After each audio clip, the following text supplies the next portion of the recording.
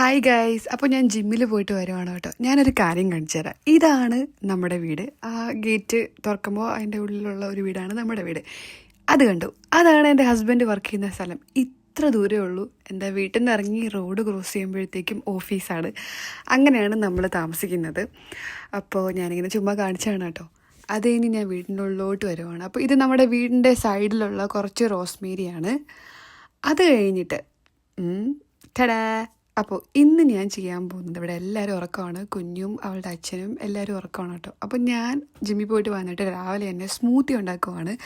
Protein rich ആയിട്ടുള്ള ഒരു സ്മൂത്തിയാണ് ഉണ്ടാക്കുന്നത്. അപ്പോൾ ആദ്യം തന്നെ ഞാൻ ആഡ് ചെയ്യുന്നത് 2 സ്പൂൺ ഓട്സ് ആണ്. അത് കഴിഞ്ഞിട്ട് കാണുന്ന നട്ട്സ് എല്ലാം ഇങ്ങനെ ഇടും. പംകിൻ സീഡ് ഇട്ടു, അത് കഴിഞ്ഞിട്ട് മുന്തിരി ഇട്ടു, ഉണക്കമുന്തിരി ഇട്ടു, പിന്നെ ബദാം ഇട്ടു.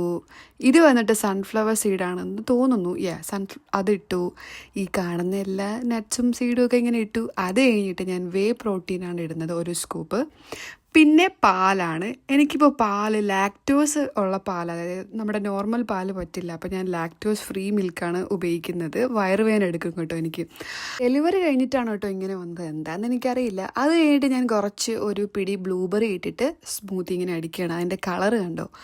പിന്നെ ഞാൻ ഇവിടെയൊക്കെ ഒന്ന് ക്ലീൻ ചെയ്യാണ്. കുഞ്ഞു ഇങ്ങനെ ടോയ്സൊക്കെ ഇങ്ങനെ വാരി വിതറി അവിടെ ഇട്ടേക്കുവാണ്. അപ്പോൾ ഞാൻ കുറേയൊക്കെ ഇങ്ങനെ അടുക്കി പുറക്കിയൊക്കെ വെച്ചു. പക്ഷേ കാര്യമില്ല, പിന്നെയും അത് നോർമലാവും. അത് കഴിഞ്ഞിട്ട് ഞാനൊരു ബുക്കൊക്കെ എടുത്ത് ഇങ്ങനെ വായിക്കാൻ വേണ്ടിയിട്ടിരിക്കുകയാണ്. എനിക്കിങ്ങനെ സമയം കിട്ടാറില്ല. കുഞ്ഞു ഇങ്ങനെ ഉറങ്ങുമ്പോഴാണ് ഞാൻ വായിക്കാറ്. അപ്പോൾ ഇത്രേ ഉള്ളൂ. ബായ്.